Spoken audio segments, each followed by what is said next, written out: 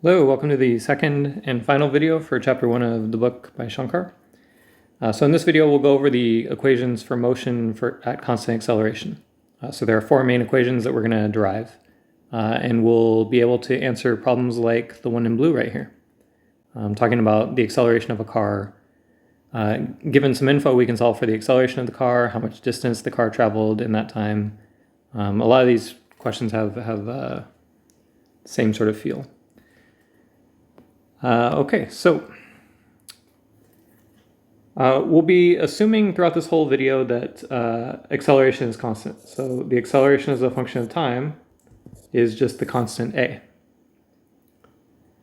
Okay, so acceleration is constant for the whole video. Okay, so from that equation, we can use the fact that a is defined to be the derivative of velocity with respect to time. We can multiply both sides by dt and then integrate both sides. So I also flipped the order of the equation here. So dv equals a dt. We can integrate both sides. And right now this looks like an indefinite integral, but actually we can make it a definite integral.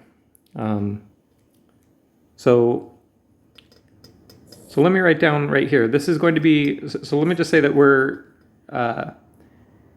going to integrate from some initial time and initial speed, which I guess I'll call t naught actually.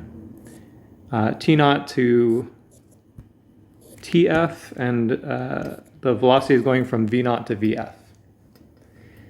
Okay, so integrating delta v from v naught to vf, this is v final minus v initial. So notice how, because it's a definite integral, there's no constant of integration. The constant of integration is included in these limits. Okay, so, or sorry, it's I should say that it cancels when you're plugging in the limits of integration. Okay, so for the right-hand side, the a is constant. We could take it out of the integral. And integral dt is just delta t. So the right-hand side is going to be at. So right here, you may have noticed, so for this whole video, we're going to take t naught is equal to 0, and t final we're just going to call t. Okay, so this is throughout this video, throughout for all of the equations that we're going to write down today, the equations for motion at constant acceleration, we're going to assume these two things. So we start at 0 and our final time is t. We are not going to assume that v naught is 0 though. Okay, so rearranging this equation, we have v final is v naught plus at. So this is going to be one of our four main equations that we're going to talk about in this video. So equation 1, v final equals v naught plus at. Okay, so we're going to derive three others. So all four equations that we're going to talk about today are going to involve vf, v naught, a, t. So we've already seen four of these quantities. And then the last one will be delta x. So all four equations that we'll talk about today will involve 4 out of these 5 quantities. So each equation will have a different combination of 4 out of these 5. So obviously equation 1 has the first 4, and it doesn't involve delta x. So one unique label for this, and we'll see why this might be important later, or why this is useful for solving problems later. Equation 1 doesn't involve delta x. So if you know nothing about delta x, you're not given any info about delta x, and you don't have to solve for delta x in the problem, then this is probably a good equation to use. Okay, let's go on to the second equation. So just like we used the acceleration, the definition of acceleration, and then integrated, we can take equation 1 and integrate again to solve for delta x. So even though this one doesn't involve delta x, some other ones will.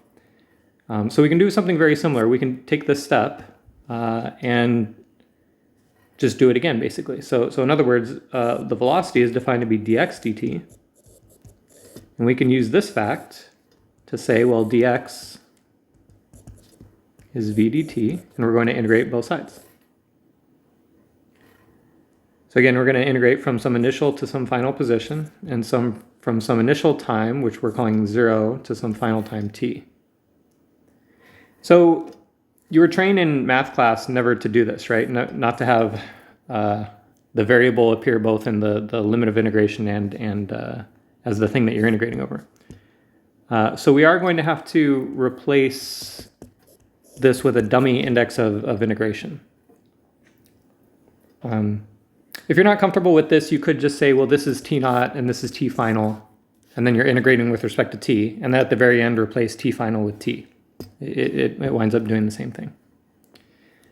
Okay, so the left-hand side is delta x, and for the right-hand side, we can just plug in our equation for v as a function of time. So v naught is a constant in this integral. So this integral overall depends on time. The final velocity depends on time, but the initial velocity does not. So what am I saying here? I'm saying that v is v final. So v as a function of time is describing the final velocity as a function of what that final time is. So this is v final. So plugging in for v final, we have v naught plus at. And again, it's a dummy index of integration here. So v naught and a are constants. So you're integrating t to the 0 and t to the first power, t prime to the first power. So you get v naught t, and you get a 1/2 at squared when you plug in the limits. Delta x equals v naught t plus 1/2 at squared. And this is going to be our second equation. So note this involves 4 out of the 5 of those quantities. I'm trying to find the one that's missing right here.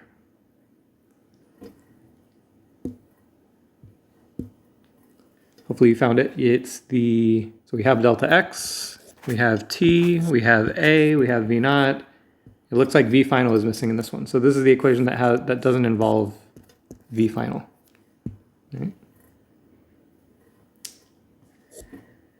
Okay.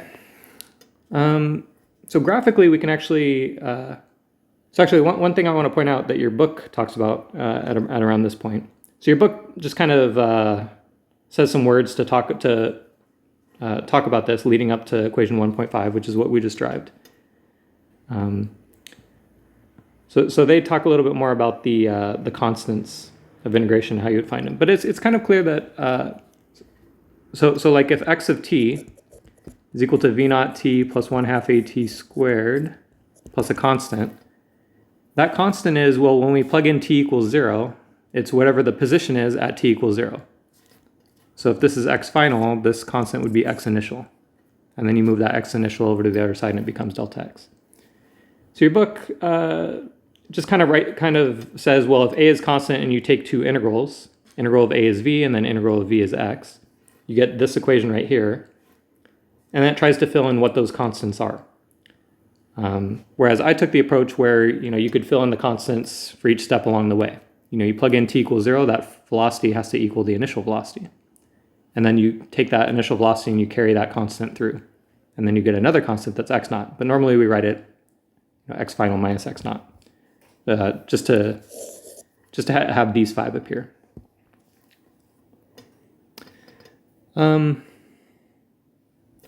So one thing I wanted to point out was that x. So here we're assuming motion in one dimension. I happen to call it x, but your book points out that, by the way, we could just talk about vertical motion. You could talk about the y coordinate. And as long as acceleration is constant along that direction, you could use the same formula and just call that dimension of motion y instead of x. So if you do that and the acceleration is due to free fall, so the acceleration is the acceleration due to gravity, and you choose the vertically upward direction to be positive, then you get the acceleration is minus g. Okay, so as an aside, if you're doing vertical motion, so if this is the plus y direction, which is the convention for vertical motion, and gravity is downwards, and acceleration is downwards with magnitude g is 9.8 meters per second squared. then delta y equals v naught t, and then for a, we're going to plug in minus g. Okay, so notice how by looking at this vector, it's pointing in the minus y direction. The acceleration has y component negative g. So for a, we would plug in minus g. So keep in mind, if you ever see this equation right here with the minus sign, it's the same equation as equation 2, what we just derived in red, but plugging in a equals minus g. And the reason you would do that is because the y direction is positive. So if you see a minus sign here, it means that the y direction is positive. If you see a plus sign right there, that equation would be okay, except it's with the assumption that the y direction is chosen to be vertically downwards. Okay, so in this class, if we're doing vertical motion and when we do projectile motion, I'll almost always choose the y direction to be vertically upwards. And if not, I'll be clear to mention that in the problem statement or in the solution, that I'll choose the downward direction to be positive. Okay, let's keep going with the equations. So we want to derive this equation down here, but there's another equation we're going to encounter first. So on the way to getting to 1.19, which is just some algebraic manipulations, which is like what Shankar does. So I'll do it slightly differently, but it'll be the same idea. So equation 2, actually, we can describe graphically. So maybe you're not enjoying all these equations that we've already written down. And you want to see a graph of v versus t, right? So remember, t naught is 0. So the initial time is 0, and then the final time is over here, and that's actually what we're calling t. It's a little confusing, right? Because we're saying that the horizontal axis is t, and also our final time is t. So I'm sorry for the confusion there. This is just the notation that we use for this section. So v naught could be anything. It could be positive, it could be negative, but whatever value it is, you have to stick with it. So let's say v naught is right there. That's the velocity at time t equals 0. And then if a is constant, the integral of a constant is a linear function of time. Y equals mx plus b. Or here, in this case, v equals v naught is the constant plus at. So this will be a straight line, maybe positive slope, maybe negative slope, but it's a straight line with slope a. Okay. So this, and then this would be the final velocity way up here. So vf is way up there for this time right here. And think about what that area is right there. So the area is delta x. And notice how you can split the area up into a rectangle. So that rectangle has area v naught times t. That's the height of this rectangle times the width of that rectangle. Right? That's the area, v naught t. And that's that's this term in the equation for delta x. So you could probably guess that the second term, 1/2 at squared, is actually the area of the triangle. Okay. So the width is t, and the height, so this height right here is going to be the slope times the width times the horizontal span here. So let me write right here. So this right here is AT. Or in other words, this is V final minus V initial. And from equation 1, V final minus V initial is A times T. So the area of a triangle is 1/2 base times height. And that's exactly what we see here. 1/2 times AT times T. 1/2 AT squared. That's that second term. So the reason I point this out is this picture is actually going to give us equation 3. Now the area underneath this line segment from T naught equals 0 to T final, it's the same thing as if I just took a single rectangle at the very center. So you may recognize this from math class as the average value. See, the average value is the value of the function such that if you took that value, if you took a horizontal line at that value, the area underneath that is equal to the area underneath your actual function. Okay, so the average value, so because this is a straight line, the average value is actually halfway between V naught and VF. So V average is V naught plus VF over 2. Okay, so what we're saying here is that the area, so every time I write delta x, think of the area underneath the graph, either the red line, V naught plus AT, or the black line, they're the same area. So delta x is V average times time. Or another way of writing it, maybe I need to give myself a little more room here. Delta x equals V naught t, and the average velocity is the halfway, the average value of V naught and VF. So V naught plus VF over 2 times time. This right here is equation 3. And you'll notice that this equation, so if you go back to our 5 quantities, V naught, VF, t, delta x, this one has no acceleration. Okay, so this equation is often useful if you don't have acceleration and you don't need to find acceleration. Okay, the last equation is going to come from just an algebraic manipulation of some equations that we already have written down. Equation 3 was kind of a geometric manipulation of the previous equations. Equation 4 is an algebraic manipulation. So I'm going to write this quantity I'm writing down is kind of coming out of nowhere. Right? I could talk about anything I want. Let's talk about this. Where did it come from? Who knows? Who cares? Doesn't matter. But we can write it 2 different ways, and that's the important thing here. We can write this quantity 2 different ways. So one is just going to be by foiling it. Just outer, VF times VF minus V naught VF plus V naught VF minus V naught squared. Right? So I'll write that down in just a second. But I want to point out that each term separately we've already seen before. So equation 1 tells us V naught minus VF is AT. And equation 3, the one we just went over, taking a look at the black boxed equation. Equation 3 tells us that VF plus V naught is equal to 2 delta x over t.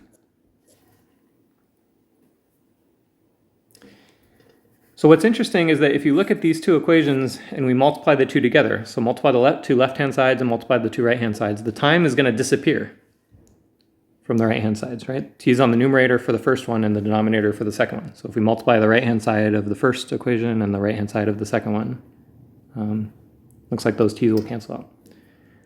So overall, what we're going to get here is, so remember, we're writing this thing 2 different ways. V final squared minus V initial squared. So that's just rewriting this right here. It's also equal to the 2 terms separately multiplied by each other. So this is a times t times 2 delta x over t. And t's cancel out. This is 2a delta x. Or most commonly, this is written v final squared is equal to v initial squared plus 2a delta x. This is the last of our 4 equations, and this is the one that doesn't involve time. So this one's famous for not involving time. So if you don't know the time and you're not asked for the time in a problem, this is probably the equation to use. And by the way, your book, we'll do a different sample problem. We'll address the example problem, so we'll skip that section. Your book actually derives this equation another way also, using calculus. So if you're not scared of calculus and you've enjoyed your calculus class so far, you might want to take a look at this. Yeah, so we won't talk about it in the music video. This is not a music video in this video, but we do want you to read and understand this derivation as well. We are going to be using this sort of trick later on in the course, so it's good to get used to these kinds of calculus tricks right away. Okay, so going back to the original problem, so we have this collection of 4 equations that we can use to solve any constant acceleration problem. So for the 5 quantities, VF, V naught, A, T, delta X, you need to be given in a problem 3 out of those 5, and then you can use these equations to solve for the other 2. So it looks like we're given two pieces of information, right? We're given 30 meters per second, and we're given 9 seconds. So see if you can find the third piece of information. So maybe you pause the video. It's right here. A car accelerates from rest. So that means V0 is 0. Okay, so going back to the, so for the problem, the original problem, and the way you want to deal with these constant acceleration problems is to write down the givens. So what we're given is, we're given V0 is 0. We're given V final is 30 meters per second. And we're given the amount of time. And we're not writing, normally we would write down a delta time here, but remember the convention for these equations is just t is the delta t, because we're starting off with t0 is 0. So t is 9.0 seconds here. Okay, so with those three, we can solve for any others. So what you want to do is you want to write down your givens, you want to write down your what we need, what we want to know. And I'll just do, for part A, I'll say what we want to know is the acceleration. Okay, so we want to know A. And then what's left beyond your givens and what you want to know is what you don't, so any variables that you don't know and you don't need. So remember we had 5 variables here and we've only written down 4. So the don't have, don't need, don't know, don't need is the delta x, at least for part A. For part A, we're not asked delta x and we don't know delta x. So the reason that third piece is useful is it's going to point us to the right equation to use. So the don't have, don't need delta x, we're going to look for the equation that has no delta x. It looks like that's equation 1. So V final equals V0 plus AT. Okay, so for part A, V final equals V0 plus AT. That doesn't have delta x and so it doesn't involve delta x at all, which is great because we don't have it, we don't need it for part A. So we can just plug in what we know here. So this is 30 meters per second equals 0 plus A is what is the variable to solve for, and t is 9 seconds. So it looks like A is 30 divided by 9. So that's 3 1/3. So A is 3.33 meters per second squared. And actually, because we're only given 9.0 seconds, I'm going to keep this to 2 significant figures. So A equals 3.3 meters per second squared. So for part B, so actually now that we know A, we know 4 out of the 5 things. So we can, really we could use any equation, any of our 4 equations. Well, we have 4 equations, the 3, the 3 other than equation 1, which we just used. All of these other 3 involve a delta x, so we could use any of those 3 to solve for delta x. Delta x equals, let's say it's average velocity times time. That's just using equation 3, just because it looks like it might be the easiest one. So the average velocity is halfway in between 0 and 30, so this is 15 meters per second. And the time is 9 seconds. So the seconds are going to cancel out. And it looks like we have 90 plus 45 is 135 meters. 135 meters. So I should round that to 140 because it's only 9.0. So by the way, actually, this is something that...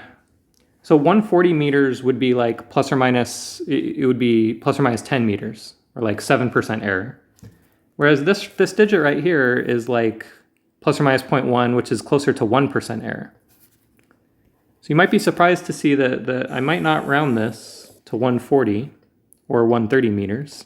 Just keep this at 135 meters because it captures more so the uncertainty in these 2 digits at least. So the significant figures are a useful guide.